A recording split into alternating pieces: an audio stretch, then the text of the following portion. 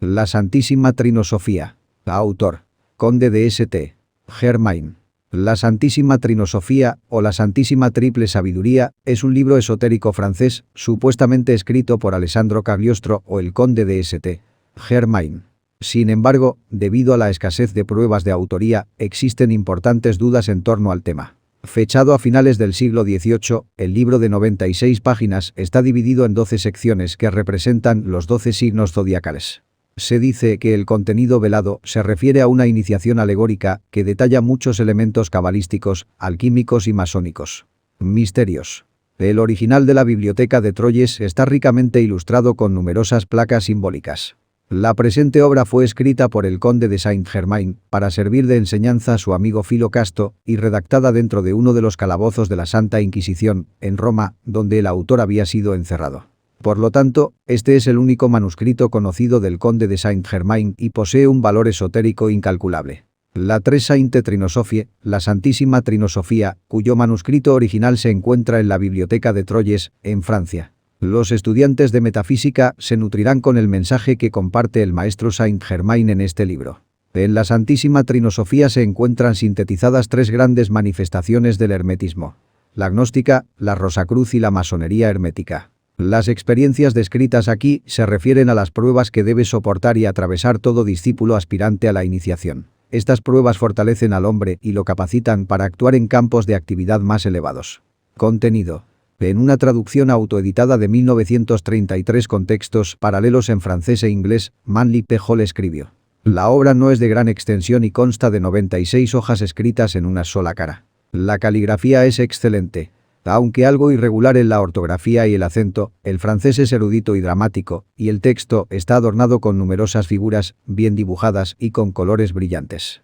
Además de los dibujos de página completa, hay pequeños símbolos al principio y al final de cada una de las secciones. A lo largo del texto en francés hay letras, palabras y frases dispersas en varios idiomas antiguos. También hay símbolos mágicos, figuras que se asemejan a los jeroglíficos egipcios y algunas palabras en caracteres que se asemejan a la escritura cuneiforme. Al final del manuscrito hay varias hojas escritas en cifras arbitrarias, posiblemente el código utilizado por la sociedad secreta de St. Germain. Manly Palmer Hall luego cita al Dr. Edward C. Hetzinger, una autoridad eminente en alfabetos y lenguajes antiguos, al enfatizar que la Tres Sainte Trinosophiae está redactada en códigos secretos destinados a ocultar su contenido a los prófanos. En mis 20 años de experiencia como lector de escritos arcaicos, nunca me he encontrado con códigos y métodos de ocultación tan ingeniosos como los que se encuentran en este manuscrito. Solo en unos pocos casos se escriben frases completas en el mismo alfabeto. Generalmente se emplean 2 o 3 formas de escritura, con letras escritas al revés, invertidas o con el texto escrito al revés. Las vocales a menudo se omiten y, a veces, faltan varias letras con solo puntos para indicar su número. Cada combinación de jeroglíficos parecía desesperada al principio, sin embargo, después de horas de disección alfabética, aparecía una palabra familiar. Esto dio una pista sobre el idioma utilizado y estableció un lugar donde la combinación de palabras podría comenzar y luego una oración se desarrollaría gradualmente. Los diversos textos están escritos en hebreo caldeo, griego jónico, árabe, siríaco, cuneiforme, jeroglíficos griegos e ideogramas.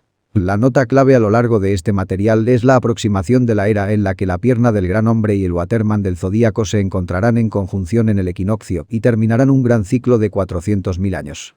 Esto apunta a una culminación de eones, como se menciona en el Apocalipsis.